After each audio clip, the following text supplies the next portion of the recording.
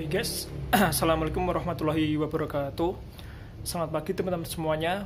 Pada kesempatan kali ini adalah pertemuan kita yang keempat mungkin ya. Dari minggu kemarin kita sudah bertemu 3 kali. Jadi pada kesempatan kali ini kita akan meneruskan pembelajaran kita teman-teman.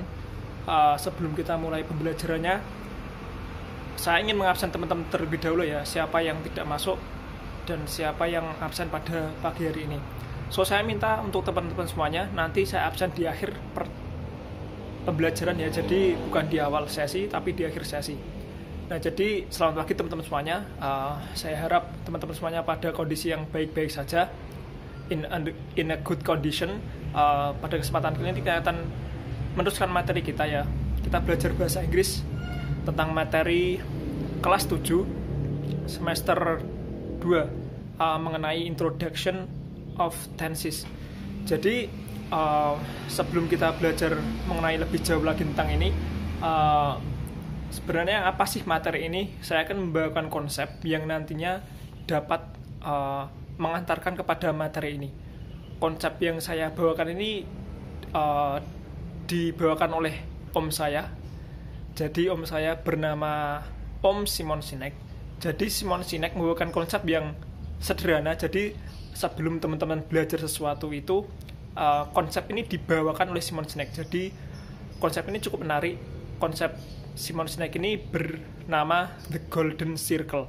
Jadi sebelum teman-teman melakukan sesuatu, melakukan apapun hal itu, entah itu di pekerjaan, entah itu di pembelajaran, khususnya pembelajaran bahasa Inggris, semua orang sukses ya, kata Simon Sinek, semua orang sukses itu bisa menjawab the golden circle ini. Jadi golden circle ini dibagi menjadi 3 bagian. Yang pertama adalah what, yang kedua adalah how, yang ketiga adalah why. Jadi teman-teman jika ingin sukses ya, kita kan terlahir ingin sukses. Jadi kalau teman-teman cita-citanya pengen sukses, entah dalam hal apapun itu, gunakanlah 3 golden circle ini yang dipopulerkan oleh Simon Sinek. Saya sangat setuju dengan konsep ini. Jadi kalau kita fokuskan ke ranah bahasa Inggris, jadi kita fokuskan saja ketiga konsep ini, yaitu konsep what, how, dan why. Nah, jadi ketika kita belajar bahasa Inggris teman-teman, kenapa sih kita harus belajar bahasa Inggris? Jadi konsep the golden circle adalah menanyakan why. Ya, jadi kenapa teman-teman harus belajar bahasa Inggris? Ya, ada yang tahu kenapa sih kita harus belajar bahasa Inggris? Kenapa nggak belajar bahasa Mandarin mungkin, bahasa Belanda, atau sederhananya kenapa sih bahasa Inggris dijadikan bahasa internasional? Jadi jawabannya simple ya. Kalau mungkin teman-teman bisa menjawab, silahkan menjawab. Saya beri waktu sekitar 3-5 menit untuk memikirkan dengan teman sebangku teman-teman. Kenapa sih kita belajar bahasa Inggris? Kenapa sih bahasa Inggris dijadikan bahasa internasional? Kok nggak bahasa lain seperti bahasa Belanda, bahasa Mandarin, ataupun Perancis, ataupun Jerman mungkin, atau bahasa lainnya? Kenapa bahasa Inggris dijadikan bahasa internasional? Yuk silahkan didiskusikan dengan teman sebangku kalian. Oke, mungkin waktunya sudah selesai ya teman-teman.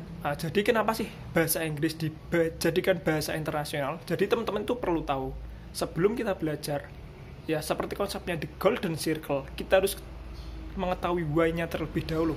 Kenapa kita belajar bahasa Inggris? Kenapa bahasa Inggris dijadikan bahasa internasional? Jawabannya simple teman-teman, yaitu lebih komplit. Nah, bahasa Inggris itu lebih komplit daripada bahasa-bahasa lainnya. Kenapa bahasa Inggris dijadikan bahasa internasional? Karena lebih komplit. Jadi lebih komplit dari bahasa-bahasa lainnya. Apa sih contohnya lebih komplit? So, jadi the next slide, saya ingin membawakan konsep ini bersenambung dengan bahasa Indonesia. Jadi contohnya bahasa Indonesia. Misalkan ini ada kata imam makan nasi. Jadi di sini adalah kalau kita kontekskan dalam bahasa Inggris, makan ini adalah verb ya. Jadi makan ini adalah verb yang dilakukan oleh imam, yang dilakukan oleh subjek, dan nasi ini adalah objek, dan setiap hari adalah adverb of time. Jadi kalau kita sangkukan ke dalam bahasa Inggris, imam makan nasi ini adalah present simple. Jadi present simple. Kejadian ini dilakukan setiap kali. Jadi kita tahu verbnya makan. Kita lanjut ke contoh yang kedua. Imam makan nasi pagi ini. Jadi kalau kita kontekskan dalam bahasa Inggris, tenses ini adalah kalimat kalimat apa? Continuous. Jadi present continuous. Tapi di dalam bahasa Indonesia ini makannya tetap makan. Jadi tidak ada perubahan. Yang tadinya seharusnya di tenses yang pertama tadi tenses simple, yang kedua continuous tapi tetap makan. Jadi perubahan di verbnya itu nggak ada. Terus contoh yang terakhir yang ketiga, Imam makan nasi kemarin malam. Jadi di sini juga tidak ada perubahan tentang verbnya. Walaupun waktu memperlakukannya berbeda, tapi verbnya tetap sama. Nah, dan disinilah kita rangkum bahwa semuanya dari awal sampai ketiga verb ini verbnya tetap sama, jadi nggak ada perubahan dari verb tersebut, padahal ini tenses yang sangat-sangat berbeda kalau di dalam bahasa Inggris. Nah, kenapa? Maka dari itu bahasa Inggris hadir, yaitu bahasa yang menyempurnakan dari bahasa yang kurang komplit ini menjadi bahasa yang lebih komplit.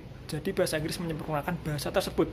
Kalau kita contohkan tadi, yang pertama misalkan, kalau di dalam bahasa Indonesia Imam makan nasi setiap hari. Kalau di dalam bahasa Inggris Imam eats rice every day. Jadi ini adalah simple present. Yang kedua, Imam makan nasi pagi ini. Kalau kita dalam bahasa Inggris kan Imam is eating rice this morning. Ya, jadi perubahan kata kerja itu berubah di dalam bahasa Inggris. Yang tadinya eats, yang kedua eating. Jadi bisa teman-teman ketahui ya. Kalau yang kedua ini simple continuous, ya jadi ada perubahan di verbnya. Terus yang terakhir Imam makan nasi kemarin malam.